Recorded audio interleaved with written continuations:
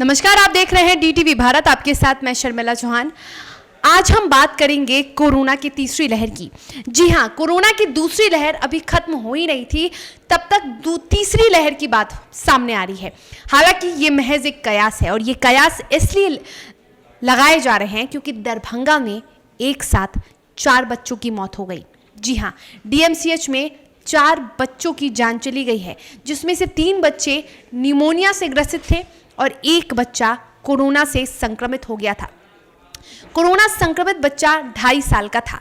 बताया जा रहा है कि वो बच्चे का इलाज पहले पटना के नर्सिंग होम में चल रहा था। जब कोरोना जांच उसका पॉजिटिव आया तो बच्चे को दरभंगा भेज दिया गया। बच्चे को डिस्चार्ज कर दिया गया। उसके बाद बच्चे के परिजनों ने उसे दरभंगा के शिशु रोग वार्ड में उसे भर्ती कराया, जहां पर उसकी मौत हो गई। हालांकि जो तीनों बच्चे हैं, 3 अन्य जो बच्चे हैं वो निमोनिया से ग्रसित पाए गए हैं, लेकिन चारों बच्चों का दाह संस्कार, अंतिम संस्कार कोविड प्रोटोकॉल द्वारा ही किया जा रहा है। इसमें तीसरी लहर की बात सामने आ रही है, वो इसलिए क्योंकि ये विशेषज्ञों ने ये अनुमान लगाया था कि कोरोना की तीसरी लहर की चपेट में सबसे अधिक बच्चे ही आएंगे। और ऐसे में जब 4 बच्चों की एक साथ दरभंगा के डीएमसीएच में मौत हुई तो खलबली मच गई। बता दें कि अस्पताल प्रशासन पूरी तरह से सतर्क हो गया है। कोविड प्रोटोकॉल के तहत तीनों बच्चों का कह सकते हैं कि अंतिम संस्कार कराया गया है। हालांकि आपको ये भी बता दें कि ये बात सामने आ रही है कि जो 3 बच्चे थे वो कोरोना निगेटिव थे, सिर्फ 1 बच्चा कोरोना संक्रमित पाया गया था। बच्चा मधुबनी का रहने वाला था। उसके परिजनों ने उसे दरभंगा के डीएमसीएच में भर्ती कराया था। इसलिए ये कयासों का दौर है और इसमें डरने की बात नहीं है।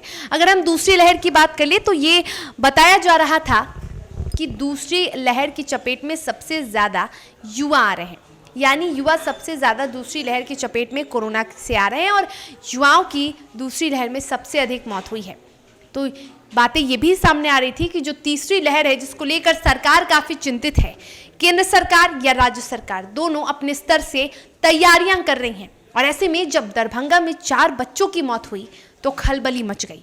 प्रशासन भी पूरी तरह से सतर्क हो गया है और पूरे मामले की गहनता से जांच कर रहा है कि आखिर मामला क्या है।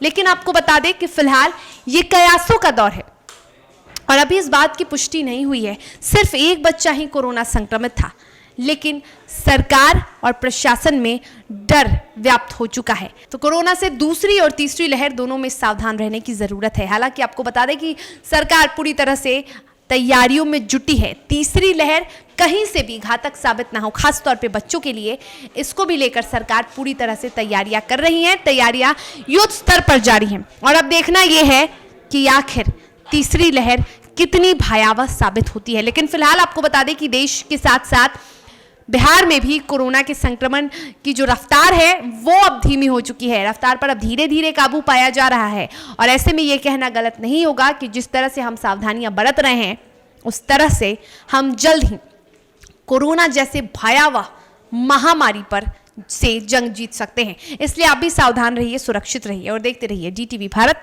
मुझे दीजिए इजाजत। नमस्कार।